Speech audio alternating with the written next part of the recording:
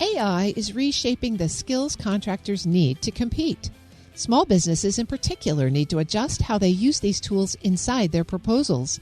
An intentional approach can help a proposal stand out in a crowd. We get practical guidance from Desmond Brown, former executive director of the Office of Small and Disadvantaged Business Utilization at the Department of Veterans Affairs. Mr. Brown, thank you so much for joining me. Thank you. Thank you for having me, Terry. We're going to dig into some pretty important topics, but before we do, I want to hear just a little bit about your personal background in the AI and small business contracting space, and then we'll dig into some details. Yeah, absolutely. Well, I'm the former executive director of small business for the Department of Veterans Affairs and the U.S. Office of Personnel Management. I have been in this game for 20 plus years and doing federal contracting. I started from the bottom, like ordering paper clips to binding the government in multi-million-dollar contracts. AI is very important to me at this point right now. I often call it the great equalizer. And what I mean by that is that it's going to level the playing field for small businesses to compete fairly now against their large competitors. And I just see this as the future. And I think the ones that do not embrace it are the ones that are going to be left behind. Well, you just rolled out an AI execution framework that's specifically focused on small businesses in government contracting. Tell us about this framework and what it actually includes. Correct. So I rolled out this reverse engineering of the RFP. So when you take a look at it, most small businesses are qualified to do the work. But where they make their mistake at, from my years of experience, is that they misread or misinterpret the RFP. So the course or the framework that I've created is basically taking that RFP and dissecting it to what is important to the actual evaluators. Remember, I used to sit on that side of the table. I used to reject a lot of proposals in my 20 plus years. So I know exactly what the evaluators are looking for. I know what is going to stick. And I know exactly what's going to take you from acceptable to being exceptional. And that's exactly what the government wants to award. They want to award a contract, one, that is free of protest. How can we defend this against a protest? And can we bring in an exceptional contractor? But you're arguing that AI is playing a greater and greater role in that evaluation stage, right? And that's where this new process is supposed to help small businesses? Correct. So we have to first understand that AI is not magic. Okay, AI is leverage. So it's going to be gold in and gold out.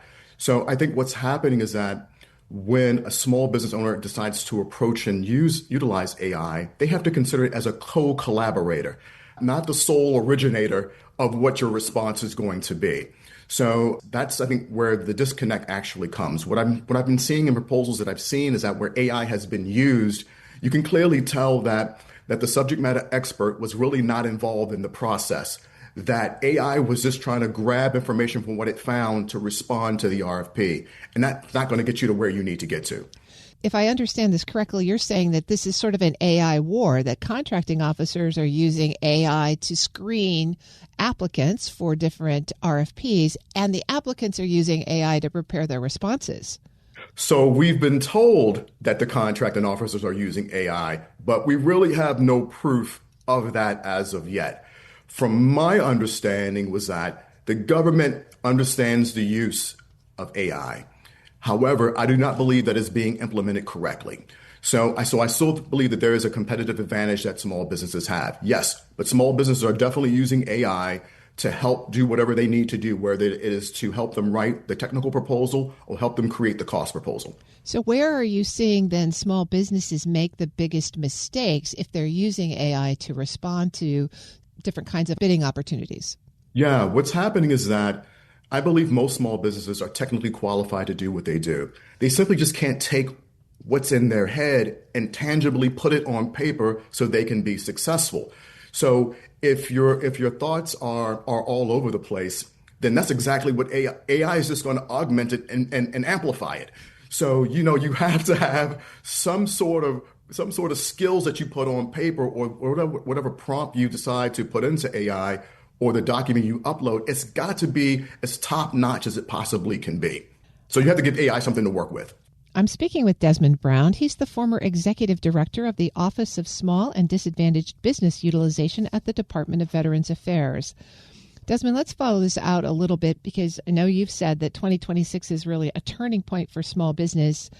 There's a lot happening in the small business contractor space right now between 8A audits and new kinds of rules and delayed authorizations of different projects. What do you most want small businesses to know as they think about the competitive landscape and then how best to position themselves to be successful? FY25 was a rough year. And I know the numbers show that the federal government was overall successful. But when you actually speak with small business owners, they really didn't know exactly what was actually happening and how to strategically position themselves. And I suspect that FY26 will be no better. So if you don't have some sort of tool or some sort of strategy in place, you're just not going to get a lot of traction. Or if you're playing by the same rules that you played with 5 years ago, those rules are obsolete. So every year the government reinvents itself and basically how they plan on procuring services and goods. And they're not going to tell you that, but you have to be privy of that information. And what I mean by that is simply this. Terry, this is a relationship-driven business. Okay? And you're only as good as the relationships that you build within the federal government. And this is why, so using AI is only a part of this. You still can't forget the grassroots part of this. And that is, you got to shake hands. You got to meet people. You got to show people that the fact that you're hungry for an opportunity. When I was on that side of the table, I could look in someone's eyes and tell, like, if I don't get this opportunity, my lights may be turned off. And that's exactly the type of person that I want working for me. That's a hungry person that will do almost anything to make sure that job is done and done successfully. So what I'm recommending to small businesses right now is that you can't forget the grassroots parts of it. You have to build relationships. This is the industry that we're in. And without those relationships, you're not going to get very far. Are you still seeing this administration provide those relationship building opportunities? Are there small business gatherings? Are there more conversations with small business so that folks can build those relationships? Right. As you remember last year in FY25, a lot of those opportunities or outreach events were cut. I'm not sure exactly what the administration is going to do for FY26. However, but there are some agencies that are still pushing towards it, that still have a budget, that are still actually doing outreach. Because let's just take a look at it. I think that if you're already in the federal government and you already have a contract, you probably will do well. But for new entrants that want to come into the federal government with all these great new ideas that possibly can move the needle forward for the federal government, they're going to have a tougher time building those relationships and getting in because, those events are not around like they used to be. Well, and many agencies reduced their offices that deal with small and disadvantaged businesses, right? Unfortunately, yes. So let's say you're sitting back in your old seat as the executive director. What is the most important way small businesses can leverage AI then to kind of build back this operational and relationship space? Right. So I think, first of all, you're going to use, once again, I'm going to reiterate that we need to use it as a co-collaborator. So, and I think that on the upside of it, internally, it's going to help you streamline your operation and make you a little more efficient. When you are actually speaking to a government official, you just don't want to say, I use AI. You want to be able to tell them exactly what you've done with AI and the benefits of using AI and what is going to be the benefit to you using AI for that particular agency. We have to keep in mind that when you are approaching a government official, there are a couple things that you have to be cognizant of. And that is the fact that what is that person's pain points? Okay. And the other part of it is that no federal official wants to be on that phone call at 3 o'clock in the morning answering why their system went down. So if you can address those two issues and show how AI can help mitigate those risks, you're going to be a shoo-in. And I think that's the part that small businesses are missing. They come in wanting to sell, and it's not about selling. It's about how I can be of service. And I have this tool now that can help us move the needle forward for your agency. Let's flip the perspective then and talk about advice to agencies and their agency contractors and whatever might be left of their small and disadvantaged business offices. How can they use AI to make sure that they don't screen out potentially successful small businesses, that they screen in the right ones, and that they make this whole process maybe more efficient? Correct. There are a number of different ways to make that happen. I recently did a post on LinkedIn talking about Ostabu 2.0. Are we still relevant? And the possibility of it is that we can still be relevant if we utilize that tool successfully. And what I mean by that is finding more creative, using AI to find more creative ways to do outreach. If there's no budget now, or if your budget's been cut, how can we implement AI to make us a little more creative to do outreach where we have no budget? I think also we need to take a look at this way. We need to find a way of using AI to simplify the pre-acquisition planning as well.